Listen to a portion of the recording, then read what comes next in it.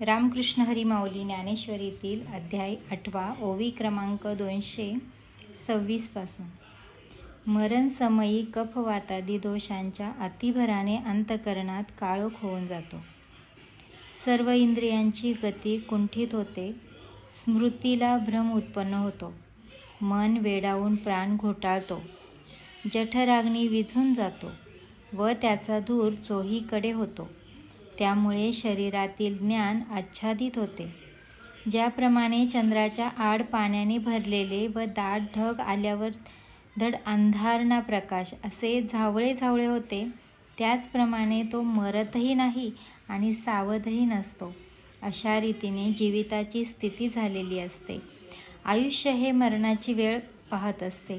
अशा प्रकारे मन, बुद्धी, इंद्रिय यांच्या सभोवती धूर अतिशय कोंडतो. त्यावेळी जन्मभर मिळवलेले सगळे फायदे नाश पावतात. हे बघ, ज्या वेळेला हातात असलेले जाते त्यावेळेस दुसरीकडून आणखी फायदा होईल याची गोष्टच कशाला. म्हणून मरणसमयी अशी दशा प्राप्त होते. याप्रमाणे देहाच्या आतील स्थिती असून बाहेर कृष्ण पक्षाचा पंधरवडा असतो. त्यात रात्र आणि दक्षिणायनातील 6 महिन्यांपैकी 1 महिनाही प्राप्त होतात. हे सर्व जन्ममरणाच्या फेऱ्यात पाडणारे सर्व योग ज्यांच्या मरणसमयी एके ठिकाणी येतात त्यांच्या कानी मोक्षप्राप्तीची गोष्ट कोठून पडणार. अशा वेळेवर ज्याचे देह अवसान होते त्याला तो योगी असल्यामुळे चंद्रलोकापर्यंत जाता येते. मग तिथून माघारी फिरून जन्ममरणाच्या फेऱ्यात पुन्हा पडतो. हे पांडवा, आम्ही मरणास अयोग्य काळ म्हणून जो म्हटला तो हाच असे समज. जन्ममरणाच्या गावास नेणारा धूम्रमार्ग हाच.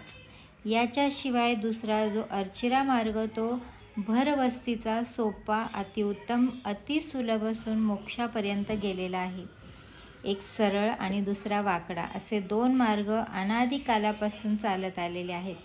म्हणून हे महावीरा, ते तुला बुद्धिपुरस्सर दाखवले. का की त्या मार्गापैकी चांगला कोणता, वाईट कोणता हे तुला दिसावे आणि खरे खोटे ओळखून आपले हित साधून घेण्याकरता हित अहित याचाही विचार करावा. उत्तम अशी नाव पहिल्यावरही खोल डोहात कोणी उडील टाकील का? किंवा राजमार्ग टाकून आडमार्गाला तरी जाईल का? जो विष आणि अमृत दोनही ओळखतो तो अमृत टाकील का?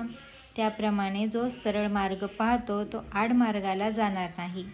म्हणून प्रथम खऱ्या खोट्याची पारख करावी. ती पारख झाली म्हणजे मग तो केव्हाही संकटात पडत नाही. बाकी अंतसमयी या मार्गाची प्राप्ती होण्याला मोठी भीतीच आहे.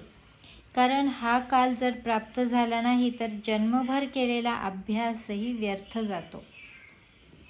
जर अर्चिरा मार्ग चुकला आणि तो योगी अकस्मात धूम्रमार्गात पडला तर जन्ममरणाच्या फेऱ्यात गुंतून फिरत राहावे लागते. अशी मोठाली संकटे पाहून ती एकदा कशाने दूर होतील म्हणून दोन्ही योगमार्गाचे चांगले स्पष्टीकरण केले. एका मार्गाने योगी मोक्षाला जातो आणि दुसऱ्या मार्गाने जन्ममरणाच्या फेऱ्यात पडतो. परंतु देहावसानाच्या वेळेस प्राक्तनानुसार ज्याला जो प्राप्त होईल तोच खरा. अकस्मात कोणत्या वेळेस काय प्राप्त होईल याचा नेम तरी आहे का? म्हणून ही गोष्ट तर राहू दे. तर देहांती ब्रह्मप्राप्ती करून घेण्यास मार्गच कशाला हवा? तर मग देह राहो अथवा जाओ, आम्ही केवळ ब्रह्मच आहो असे ज्ञानी समजतात. कारण दोरीवरील सापाचा भास जसा तिचे सत्यत्व भासल्यावर तिच्या ज्ञानासह व्यर्थ होतो, आपल्यावर लाटा येतात किंवा नाहीशा होतात याचा पाण्याला कधी भास होतो का? कारण ते केव्हाही पाहिले तर पाणीच आहे. ते पाणी लाटा उत्पन्न झाल्यामुळे जन्म पावत नाही किंवा लाटा नाहीशा झाल्यावर ते नाशही पावत नाही. त्याप्रमाणे देहात राहून जे देहासुद्धा ब्रह्म झाले ते देहासकट ब्रह्म झाल्यावर त्यांच्या ठिकाणी देहाचे आडनावसुद्धा राहत नाही. मग असे पहा की कोणत्या वेळेस कशाचा लय होतो. जर देशकाल इत्यादी गोष्टी आपणच होऊन राहिला आहे तर मग ब्रह्मप्राप्तीच्या मार्गाचा शोध का करावा आणि कोठून कसे जावे? आणि ज्या वेळेस घट फुटतो त्यावेळेस त्यातील आकाश नीट मार्गाला लागल्यावरच आकाशाला भेटते, नाही तर ते चुकते की काय? पहा, खरी गोष्ट अशी आहे की त्या घाटाच्या आकाराचाच नाश होतो.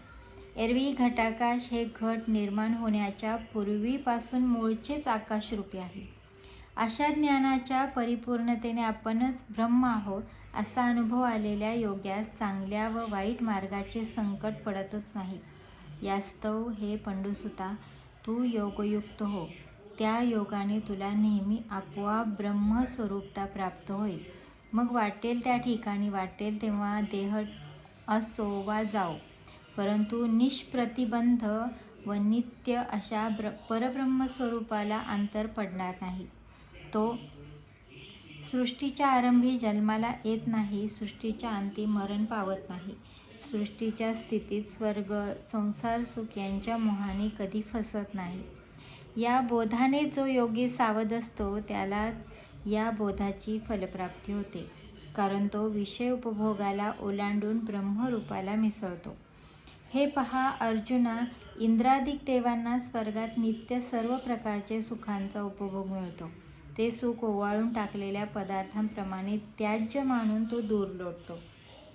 जरी वेदांचे अध्ययन करून वैदिक झाला, अथवा यज्ञ करून पुण्याची शेत पिकवली, किंवा तप आणि दान करून सर्व पुण्य जोडले, अशा प्रकारचा सर्व पुण्याचा मळा जरी फळाच्या भराने भरून गेला, तरी त्या निर्मळ ब्रह्माची बरोबरी कोणाच्यानेही करवणार नाही. जे नित्यानंदाच्या तुलनेने ताजव्यात घातले असता लहान दिसते, ज्याच्या प्राप्तीकरता वेदयज्ञादी साधने करावी लागतात, जे स्वर्गसुख विटत नाही, संपत नाही, भोगणाराच्या इच्छा पूर्ण करते, जे महासुखाचे ब्रह्मसुखाचे धाकटे भावंडच होय, अशा प्रकारे वरकांती दिसणारे ते सुख व जे मरणानंतरच प्राप्त होते आणि 100 यज्ञ करूनही साध्य होत नाही, ते स्वर्गसुख योगीश्वर दिव्यदृष्टीच्या अटकळीने कौतुकाने पाहू गेले असता त्यांना ब्रह्मसुखाच्या पुढे वजनाला हलके वाटते. मग अर्जुना, त्या स्वर्गादी सुखाची पायरी करून म्हणजे त्या सुखाची पायमल्ली करून ते ब्रह्मपदावर चढतात.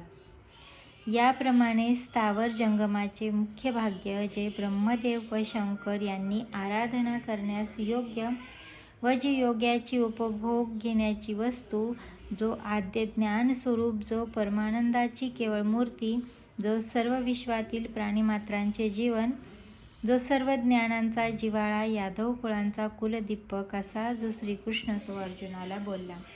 असा कुरुक्षेत्रातील कथाभाग संजय धृतराष्ट्राला सांगता झाला. ज्ञानदेव म्हणतात, ती कथा पुढे ऐका. रामकृष्ण हरी माऊली.